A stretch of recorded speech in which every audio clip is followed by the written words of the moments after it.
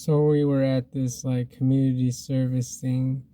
It was like celebrating the Anzac Day and the soldiers that fought in the war in Australia. And there were some very moving speeches, but bro, I decided that they weren't gonna do it justice, bro. Even though they worked really hard, they weren't gonna do it justice, bro. And so I went up and I gave the most inspiring speech, bro, about how these men couldn't be forgotten because they were the heroes of Australia and they're the reason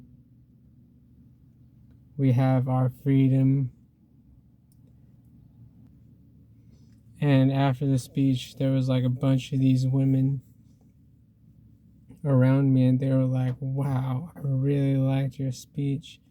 And I was like, oh, it was nothing, you know.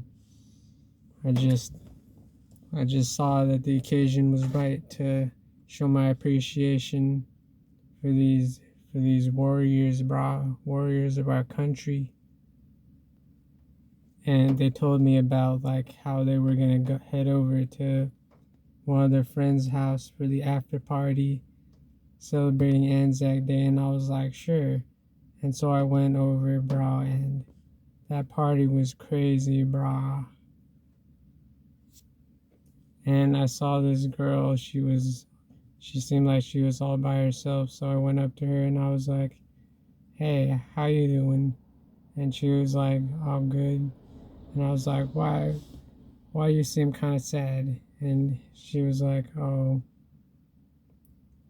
no, it's because everyone's happy and it feels like it's for no reason.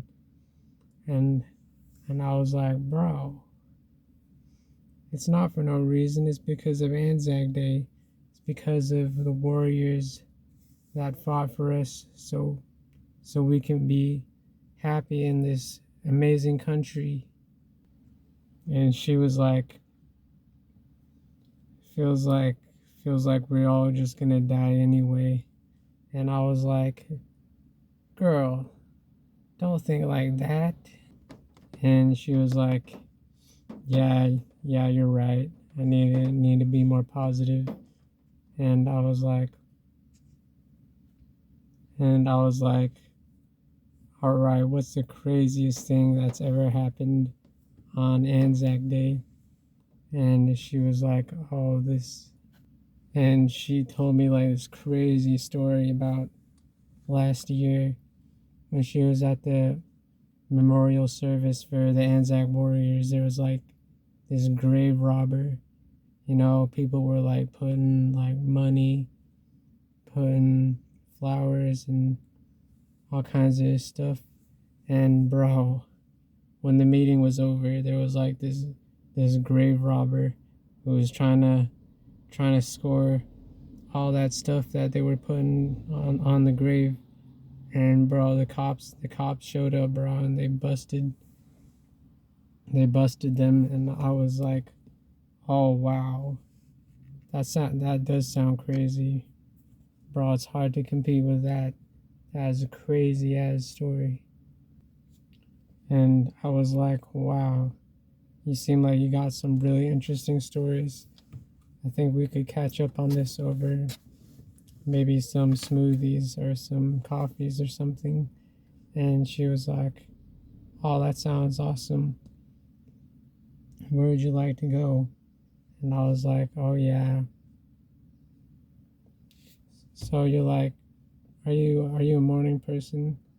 And she was like, oh yeah, I like my morning coffees. And I was like, all right, we could go to Zarafas and or Starbucks and get some morning coffees sometime. And she was like, oh yeah, that sounds awesome. And so boys,